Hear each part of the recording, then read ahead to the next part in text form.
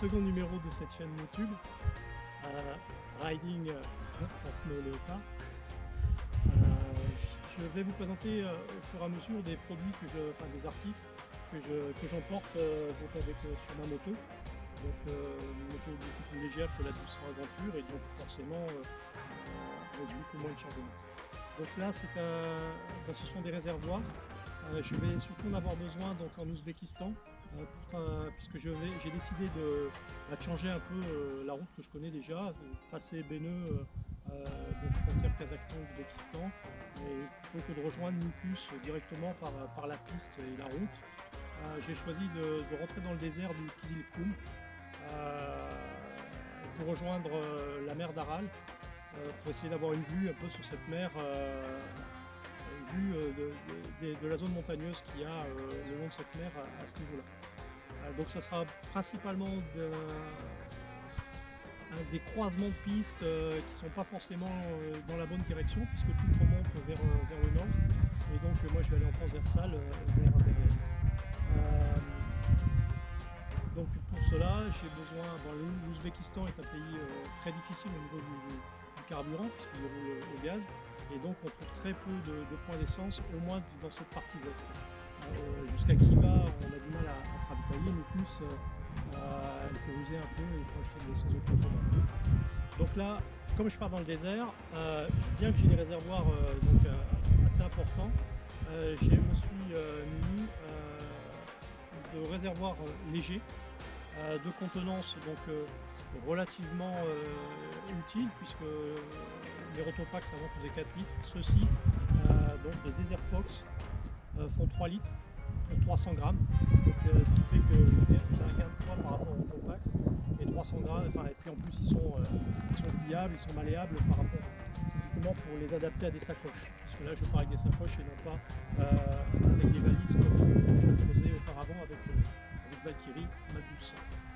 Donc voilà, je voulais vous parler de ces réservoirs que j'ai achetés là récemment sur le site desertfox.eu.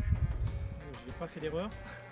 Et donc j'en ai rempli un déjà pour tester un peu l'encombrement, le poids, comment il se comportait. Donc j'ai voulu un peu chez moi comment ça se comportait avec, je dirais en chemin. Il est encore là, donc tout va bien. Donc c'est bon et c'est concluant. Comment ils sont remplis? Je dirais comme tout réservoir, sauf que ici, là, quand c'est neuf, il faut un peu le former. Au niveau du remplissage, ça ne déborde pas, ça ne ressort pas.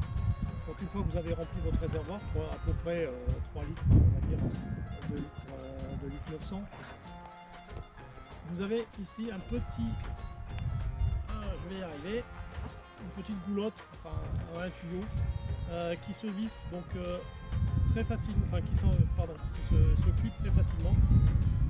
Voilà, petit clip pour verser dans vos réservoirs classiques. 3 litres, 300 grammes, c'est pas mal. Je suis assez content. Pour le fixer, c'est bien étudié, des anneaux, et en plus ici des passants de type un peu armé pour pouvoir passer une sangle, pour peut-être les renforcer un peu plus le maintien.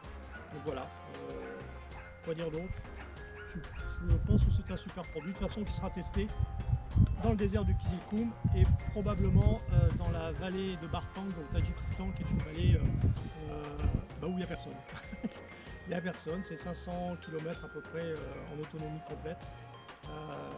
Et donc d'où l'utilité de ce type de réservoir, parce que là j'ai 500 km, mais si je dois faire demi-tour, parce qu'il n'est pas dit que la piste sur le vert, si je dois faire demi-tour entre deux routes, ça me permettra d'arriver jusqu'à un point de ravitaillement. J'ai choisi aussi pour de la partie off-road, donc voilà, des pneus Pirelli Scorpion Rally. Ça sera un premier test, j'ai jamais roulé avec, mais bon, voilà, on m'a conseillé ces pneus. Allez, je teste, c'est parti. Je partirai avec des Mitas au 0,7 pour la route et les Pirelli pour l'off-road. Voilà, à très bientôt, et puis au prochain numéro.